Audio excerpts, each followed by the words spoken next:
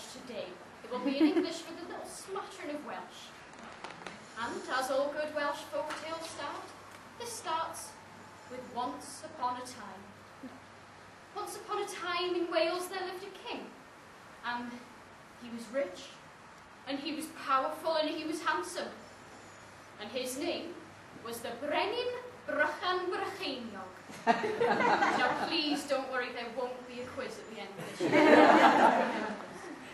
So the Brenin Brycheiniog was the king of Wales, and the Brenin Brycheiniog, he had not one, not two, not even 3, but 12 daughters. 12 daughters. I shudder to imagine the queue for the bathroom on a Saturday. Oh my goodness. Well, all these 12 daughters, as you can imagine, the Welsh women, they were very beautiful. More beautiful than the last. The youngest being the most beautiful of them all, and her name was Bronwen. And she was the most beautiful girl anyone in Wales had ever seen. She had long golden hair that waved down to the waist, and the biggest, bluest eyes anyone had ever seen. Well, naturally, as she was so pretty, she had a fair few local lads queuing up to take her out. But none were quite good enough for Daddy Dearest. Dwi am ffeind your gŵr perffaith I fy merch bach I. He wanted to find the perfect husband for his little girl. Well, he searched around and he searched around. He even went on Match.com, but could he find anyone? He could not find anyone good enough. Until one day, aha! Dwynwen, said Dwynwen's father to her, dwi di ffeind your dyn perffaith. And Dwynwen thought to herself, who could this perfect man be? Ei enw yw Prince Percy. Mae o'n dal, mae o'n olygus, a mae o'n gyfoethog. Well, Dwynwen was thinking to herself, could this really be the perfect man? He was tall, he was rich, and he was handsome. But he wasn't her perfect man. You see, she'd already met him. And I suppose he was fairly tall. Well, I think she thought he was quite good looking. But he wasn't rich at all, not by any stretch of the imagination. He was the boy who swept the stables, and he and Dwynwen had been in love since they were small children. But do you think her father would let her marry the stable boy? No. Not at all. So what was Dwynwen to do? Was she to go with her father's wishes and marry Prince Percy, the tall, good-looking, rich man? Or was she to follow her heart and marry her childhood sweetheart? Well, I'm afraid to say she did what any sensible person would do in this situation, and she ran away. And she ran, and she ran, and she ran, and she ran, and she was getting a bit upset by now because she was thinking, what am I going to do? What am I going to do? Baby, I'm late. And then eventually, she came to a quiet, peaceful clearing in a wood. And she was a little bit tired from doing all this running, and a little bit of crying as well.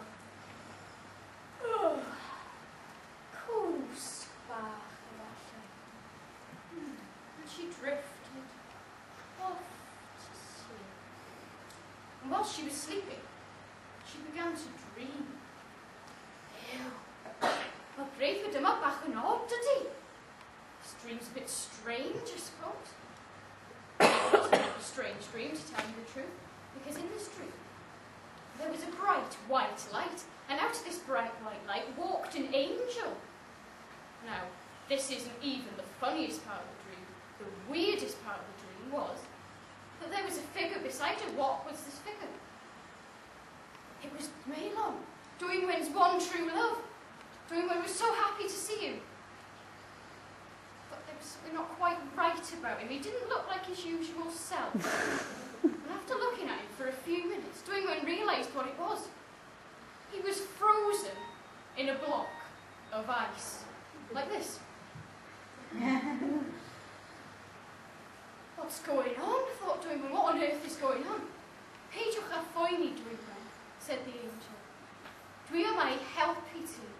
Mae gen I ti 3 dymuniad. 1, die tree. Defnyddio nhw'n ddwy. So Bronwen thought, what was she to do? What should she use her 3 wishes on? Should she use them wisely, like the angel had said?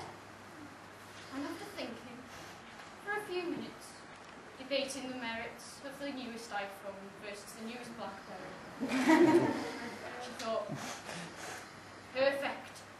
And her first wish was that Malon be unfrozen, because she didn't really like seeing him like that. He looked a bit strange, to be quite honest.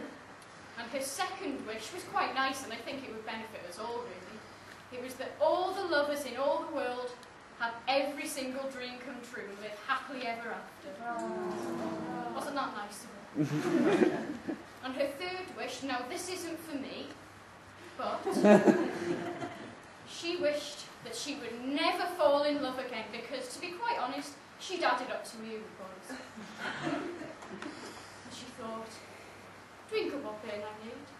Na I fyw ar fy mhen fy hun, efo neb arall, and I wasanaethu Duw, and that is what she did.